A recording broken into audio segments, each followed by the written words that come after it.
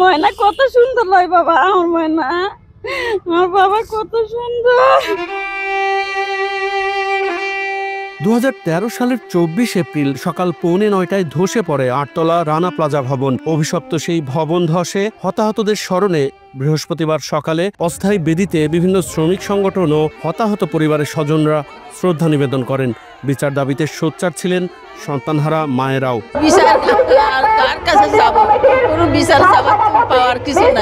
সরকারের কাছে আমরা চাই আমাদের বিচার, অতি তাড়াতাড়ি আমাদের বিচার করুক, আমাদের ক্ষতিপূরণ দিক। বান্ডেল থাকলে প্রতি সেনমানিতে টাকা বাঁচবে।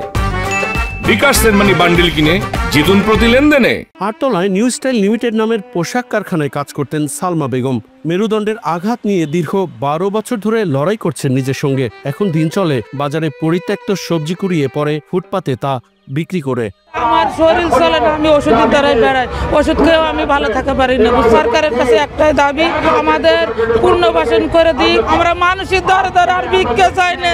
রানা প্লাজার ট্র্যাজেডিতে হতাহত শ্রমিকদের স্মরণে নানা কর্মসূচি পালন করে জাতীয় নাগরিক পার্টি সহ বিভিন্ন শ্রমিক সংগঠন। অস্থায়ী বেদিতে শ্রদ্ধা জানান নানা শ্রেণী পেশার মানুষ। দুর্ঘটনাস্থলে আয়োজন করা হয় আলোকচিত্র প্রদর্শনীর। এসব কর্মসূচি থেকে দাবি ওঠে দ্রুত বিচারের। রানা প্লাজার ঘটনায় যারা শহীদ হয়েছেন সেই শহীদ পরিবার এবং যারা আহত হয়েছেন, পঙ্গু হয়েছেন, সেই সব শ্রমিকদেরকে অবশ্যই ক্ষতিপূরণ প্রদান করতে হবে, তাদেরকে পুনর্বাসনের আওতায় নিয়ে আসতে হবে। শিল্পের মালিকরা তারাই মন্ত্রী, তারাই এমপি, তার কারণে এই বিচারগুলো হয় না। 12 বছর গেল, বিচার চলছে, যাতে আরো দ্রুত হয় সেই জন্য আমরা আজকে এসেছি। ঘটনার পর এক যুগ পেরিয়ে গেলেও এখনো মেলেনি নিখোঁজদের হদিস।